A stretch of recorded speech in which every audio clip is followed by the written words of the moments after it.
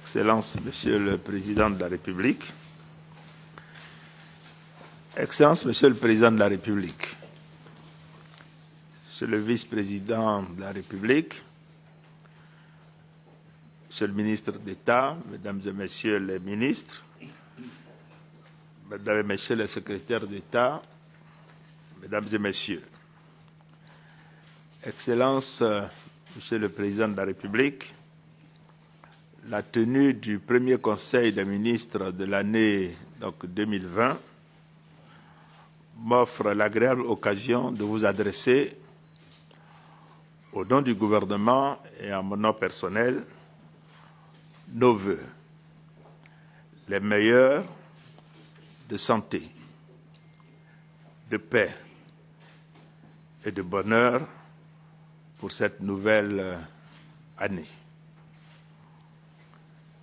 Monsieur le Président de la République, ces vœux s'adressent également à votre épouse, Madame Dominique Ouattara, Première Dame, ainsi qu'aux membres de votre famille et à tous ceux qui vous sont chers.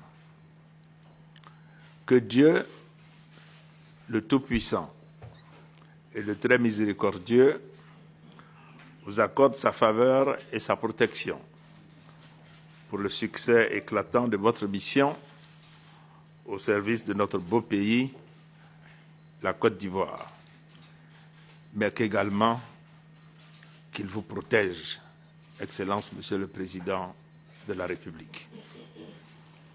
Vous me permettrez également d'adresser à Monsieur le Vice-président de la République nos vœux de bonne et heureuse année. Excellence, Monsieur le Président de la République, je voudrais, au nom de l'ensemble des membres du gouvernement, vous exprimer toute notre admiration pour votre message à la Nation le 31 décembre 2019, retraçant les avancées notables enregistrées dans notre pays depuis 2011, mais également les perspectives qui s'ouvrent pour nos compatriotes avec une Côte d'Ivoire en paix, stable et en développement. C'est le lieu d'exprimer également toute notre fierté d'avoir le privilège d'être à vos côtés. Par ailleurs, sous votre haute autorité, l'année 2019, qui vient de s'achever, s'est caractérisée par la poursuite des investissements dans les infrastructures structurantes, la mise en œuvre des réformes en vue de la transformation structurelle de notre économie et le renforcement de l'action sociale pour l'amélioration significative des conditions de vie de nos compatriotes. Dans ce sens, un accent tout particulier a été mis au cours de l'année écoulée sur l'exécution du programme social du gouvernement d'un coût initial de 727 milliards de francs CFA que vous avez décidé de porter à 1 000 milliards de francs CFA, donc sur 2 ans.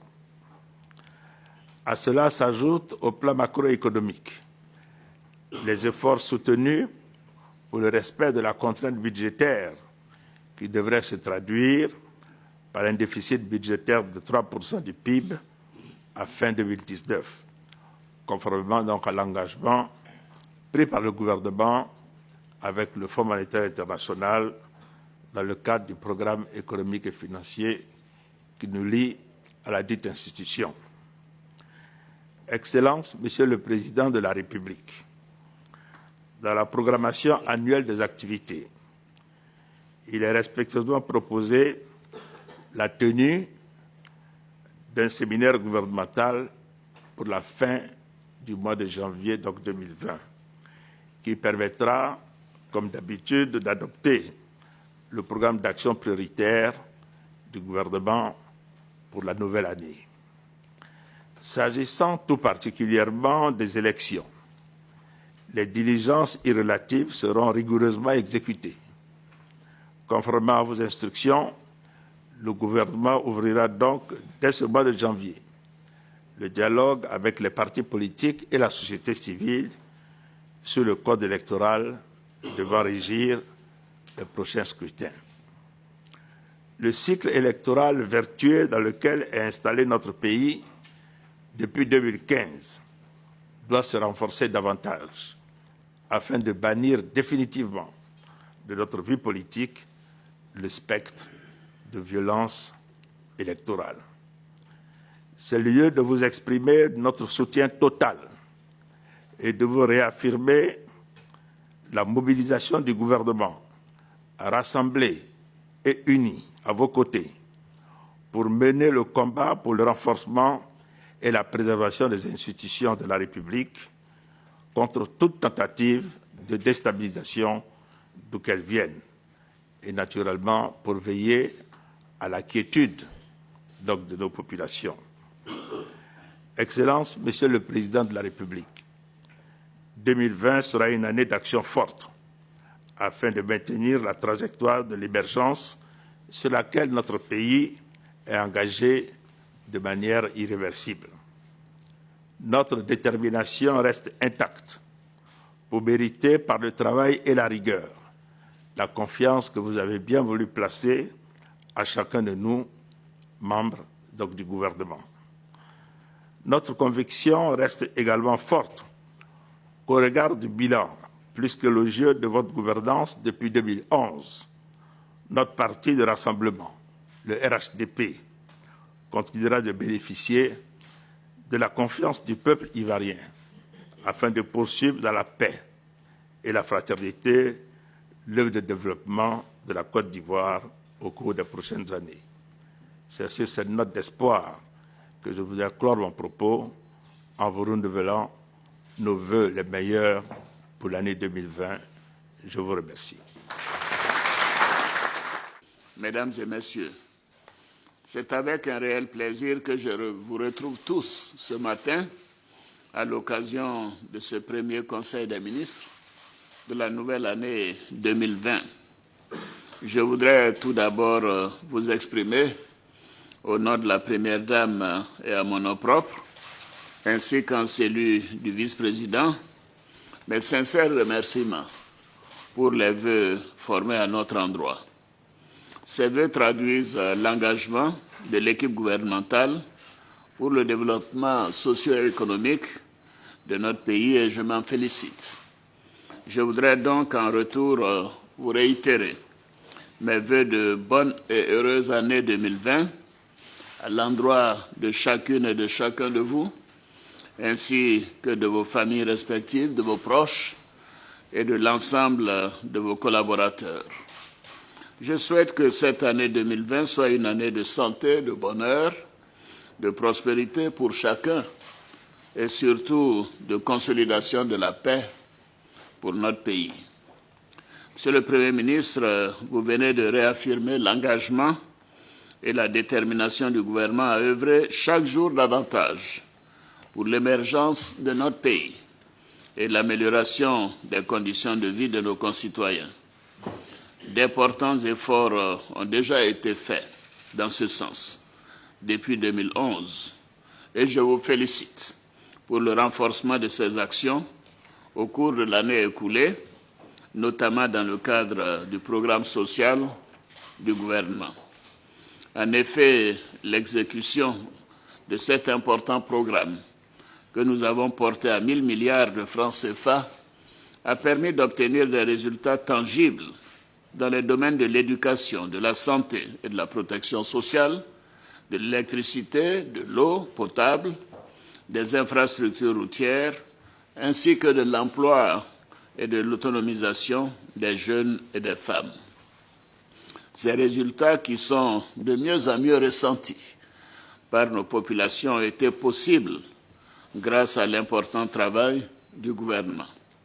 C'est pourquoi je voudrais vous féliciter pour votre leadership et vous encourager à poursuivre dans cette dynamique afin de répondre aux attentes de nos populations en relevant les défis restants.